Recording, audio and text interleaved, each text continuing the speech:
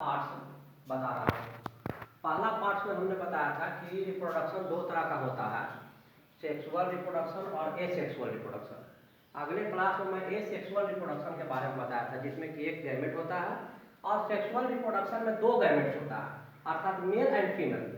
आज हम sexual reproduction की बात करेंगे, है ना। तो सेक्सुअल रिप्रोडक्शन में गैमेट्स कितने होते हैं? दो, यानी सेक्सुअल रिप्रोडक्शन की बात मैं कर रहा हूं अभी, है ना। तो इसमें जो है गैमेट्स की संख्या दो होती है, अर्थात एक मेल और दूसरा फीमेल, चाहे एनिमल में हो या प्लांट में हो। यहाँ हम लोग प्लांट में पढ़ रहे हैं, तो पौधे में जो मेल फीमेल होते हैं वो एक ही पौधे में होता है, मेल और फीमेल। और कुछ पौधे ऐसे हैं जिसमें मेल अलग होते हैं और फीमेल अलग होते हैं।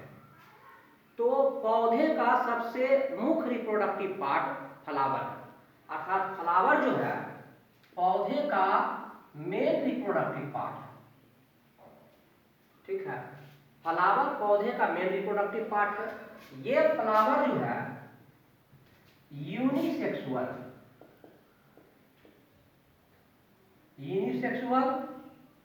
और बाइसेक्सुअल होता है। यानी यूनिसेक्सुअल फ्लावर भी होता है और बाइसेक्सुअल फ्लावर भी होता है। यूनिसेक्सुअल और बाइसेक्सुअल। यूनिसेक्सुअल में क्या होता है कि इसमें एक ही टाइप का रिप्रोडक्टिव ऑर्गन पाया जाता है। इसमें पाया जाता है only one type of reproductive organ.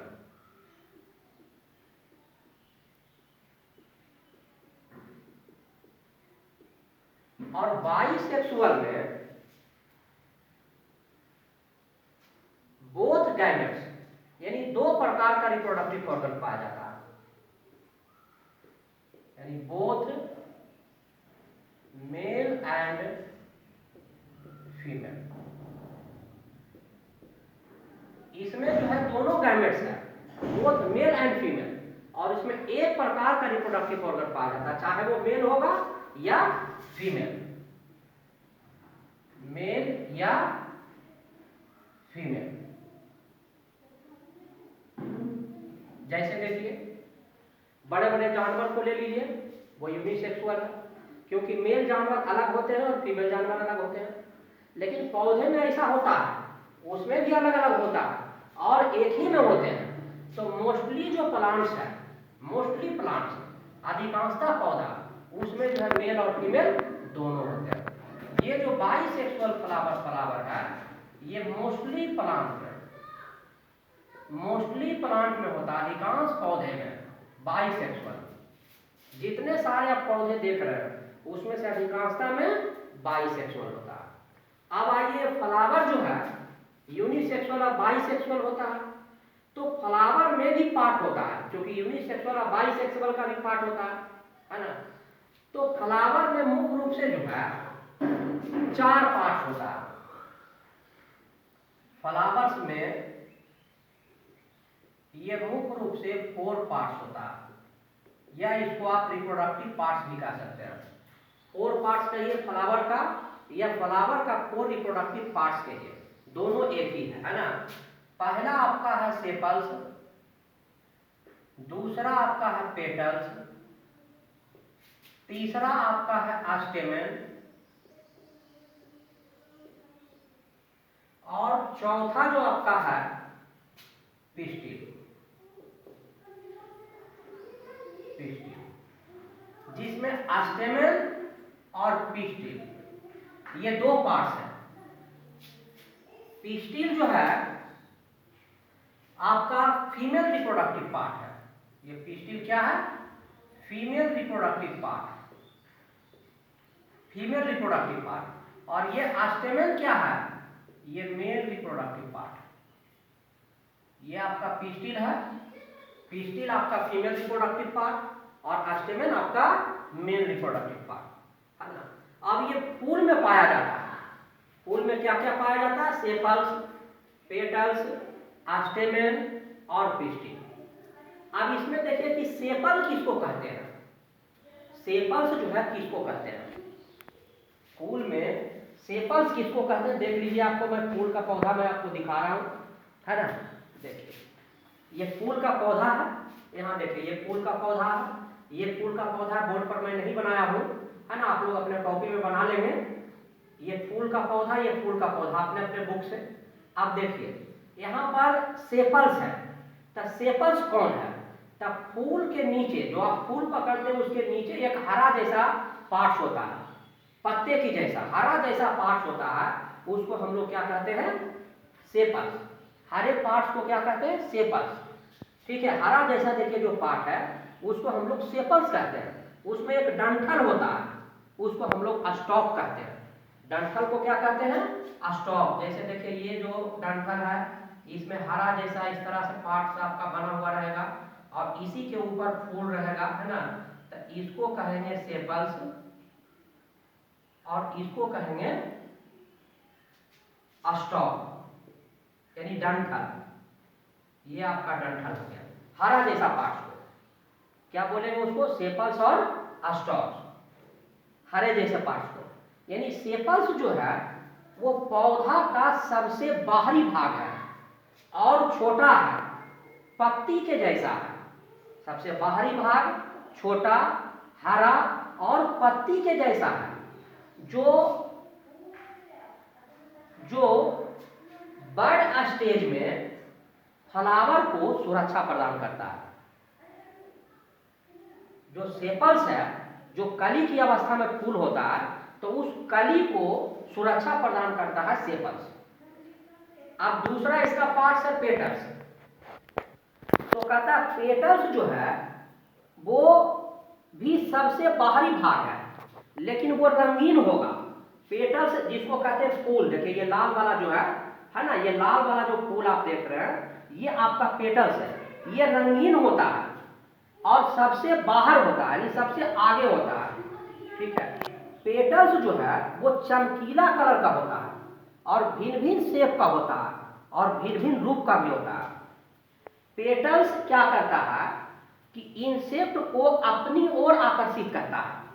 Petals insect को अपनी ओर आकर्षित करता है और पॉलिनेशन में मदद करता है। और पेटल्स क्या करता है भाई? और पेटल्स जो है इंटरनल रिप्रोडक्टिव पार्ट्स को प्रोटेक्ट भी करता है, सुरक्षा भी प्रदान करता है। और भी जो पार्ट्स है रिप्रोडक्टिव, यानी petals are outer colour parts of the flower. Petals are often brightly colour with many different shapes and forms. Petals attract the insects for pollination. और क्या करता है पेटल्स? तो petals protects internal reproductive parts of a flower. इसी तरह से sepals को आप पढ़ लिए कि सेपल्स जो है आउटर भाग है, sepals are the outer small leaf like green part, हरा होता है, that protects the flower in the stage of bud, यानी कली की अवस्था में वो फ्लावर को सुरक्षा प्रदान करता है। तीसरा जो इसका पार्ट है वो है स्टेमेन। कहता स्टेमेन जो है मेल रिप्रोडक्टिव पार्ट है, मुख्य रूप से स्टेमेन मेल रिप्रोडक्टिव पार्ट है किसी भी फूल का, और प्रत्येक स्टेमेन में एक फिलामेंट और एक एंथर होता है। प्रत्येक स्टेमेन में क्या होता है? एक फिलामेंट और एक एंथर। देखिए स्टेमेन कैसा बनेगा? स्टेमेन आपका इस तरह से रहता है ना, ऊपर थोड़ा सा इस तरह से रहेगा आपका, है ना, ये नीचे डंठल रहेगा। ठीक है, स्टेमेन क्या रहता है भाई? मेल रिप्रोडक्टिव पार्ट्स है। प्रत्येक स्टेमेन में एक फिलामेंट और एक एंथर होता है, इसको हम लोग एंथर कहते हैं, है ना। और ये जो लंबा है हम मोटा बना दिए, किताब में आपका सही बना हुआ है, आप लोग भी अपने अपने कॉपी में बनाएंगे। और ये जो आपका है क्या चीज है? ये फिलामेंट है, फिलामेंट। ये हो गया स्टेमन। ठीक है, अब इसके बाद आ गया चौथा पार्ट आपका पिस्टिल। पिस्टिल जो है फीमेल रिप्रोडक्टिव पार्ट है। पिस्टिल क्या चीज है? फीमेल रिप्रोडक्टिव पार्ट है, जो पेटल्स के नीचे रहता है। पेटल्स आप हरा वाला समझ ही गए, यानी हरे वाले भाग के नीचे रहता है पेटल्स। सॉरी नहीं, जो पेटल्स आपका जो बाहरी भाग जो फूल जैसा था उसके ठीक नीचे रहता और हरा भरा भाग का ऊपर, यानी हरे वाले भाग में वो अंदर रहता है पिस्टिल। कहता पिस्टिल में ओवरी रहता है। ओवरी देखिए यहाँ पर ओवरी है ना, ये देखिए, ये आपका डंठल जैसा है स्टाइल, ये आपका एंथर है, ये फिलामेंट है, और यहाँ पर देखिए ओवरी। यही जो है हरा, यहाँ पर हरा जैसा भाग रहेगा इस तरह से, है ना, ये हरा वाला रहेगा और ऐसे डंठल निकला हुआ रहेगा, इसी में जो है ओवरी अटैच रहता है और इसके चारों फूल जो है घिरे हुए रहते हैं। तो ये पिस्टिल जो है आपका, इसमें ओवरी रहता है। अब ओवरी में एग सेल रहता है। जब ओवरी रहेगा तो इस ओवरी में क्या रहेगा? Egg cell. ये ओवरी में एग सेल रहता है, ठीक है। फिर एग सेल जो है बाद में चल करके वो सीड का निर्माण कर लेता है। एग सेल क्या बना देता है? सीड। और एग सेल यही बढ़ करके फ्रूट बना देता है। उस फ्रूट के अंदर सीड मौजूद रहता है, अर्थात एग सेल जो है बड़ा होकर के फल बन जाता है, मांसल और गुद्देदार होता है। उसी में बीज जो है, सीड जो है अंदर रहता है और ये एग सेल जो है सीड को ही प्रोटेक्ट करता है, ठीक है। तो यहाँ आपने देखा है ना कि फ्लावर यूनिसेक्सुअल, बाइसेक्सुअल, मेल और फीमेल हो गया। देखिए मेल पार्ट और फीमेल पार्ट। आप यहाँ पर जब फ्लावर की बात करते हैं, है ना, जगह तो कम है, ठीक है। जैसे मान लिया जाए, यहाँ मैं बता देता हूँ, मान लिया हम ये जो है आपका मेल पार्ट लिए, ठीक है, ये आपका फीमेल पार्ट हो गया। मेल पार्ट में हमने आपको क्या बताया था? मेल पार्ट को हम स्टेमेन बताए थे और फीमेल पार्ट को पिस्टिल। ये आपका स्टेमेन हो गया और ये पिस्टिल हो गया, है ना। तो ये स्टेमेन और पिस्टिल दोनों एक ही फूल में रहता है, अलग अलग में नहीं रहता, एक ही फूल में। और जब मैच्योर हो जाता है तो हवा के द्वारा, किसी जानवर के द्वारा या किसी इंसेक्ट के द्वारा इसमें जो पॉलिनेशन रहता है, यानी पॉलिन ग्रेन्स रहता है, वो गिर जाते हैं, ठीक है। और जब वो गिर जाता है, दोनों चिपक जाता है, तो इस प्रक्रिया को जब दोनों मिल जाता है, यानी स्टेमेन से आपका क्या निकलेगा भाई? अब देख लीजिए, ये स्टेमेन है, स्टेमेन से आपको क्या निकल गया? स्टेमेन से आपका क्या निकल गया? स्टेमेन से आपका क्या निकल गया? स्टेमेन तो मेल रिप्रोडक्टिव पार्ट है ना। तो स्टेमेन से आपका पॉलन ग्रेन्स निकलेगा, पॉलन ग्रेन्स, है ना। और जो ये फीमेल रिप्रोडक्टिव पार्ट है आपका पिस्टिल, पिस्टिल से आपका क्या निकलेगा? एग सेल निकलेगा, या पिस्टिल से आपका ओवरी है, एग ही निकलेगा, है ना। ये दोनों जब फ्यूज करेगा तो यहाँ पर आपका फर्टिलाइजेशन, यहाँ पर आपका पॉलिनेशन की क्रिया होगा, पॉलिनेशन, ये दोनों हो गया। इसके बाद फर्टिलाइजेशन की क्रिया होती है, अर्थात पॉलिनेशन क्या हो गया? Pollination is the transfer of pollen grains, यानी इसका जो पॉलन ग्रेन्स है ये जो है एक सेल पर चला जाता है, ट्रांसफर हो गया, यहाँ चला गया एक सेल पर, ठीक है। यानी pollination is the transfer of pollen grains to sticky part of the pistil, pistil पर चला गया, यानी एक सेल पर चला गया, ठीक है। अब इस प्रक्रिया को हम लोग पॉलिनेशन कहते हैं, या पॉलिनेशन हवा के द्वारा भी होगा, इंसेक्ट के द्वारा भी होगा और वाटर के द्वारा भी होगा। इसके बाद जब पॉलन ग्रेन्स एक सेल पर चला गया तब दोनों सट जाता है, फ्यूज कर जाता है, और जब फ्यूज करता है तो उसमें फर्टिलाइजेशन की क्रिया होती है, अर्थात the joining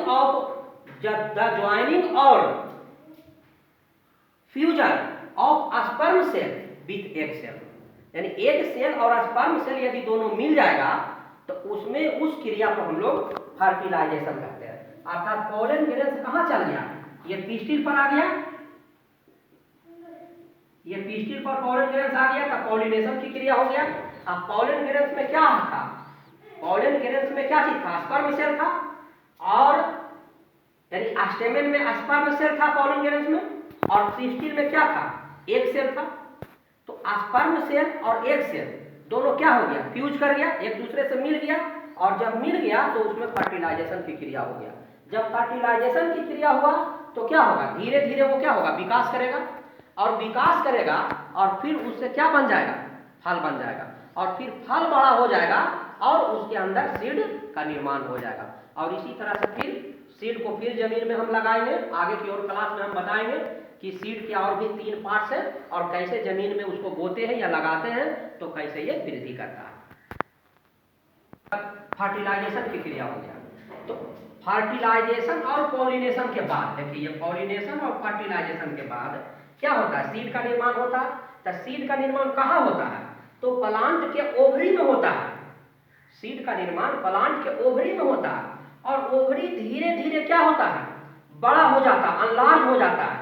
that contains and protect the seed, जिसमें सीड शामिल रहता है और सीड को सुरक्षा प्रदान करता है। आप देखिए जब सीड बन गया तो सीड में 3 पार्ट होता है।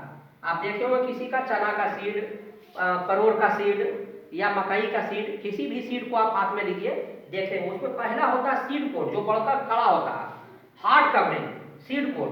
दूसरा उसके नीचे रहता है कोटिलिडोन्स, और तीसरा होता है एम्ब्रायो, है ना।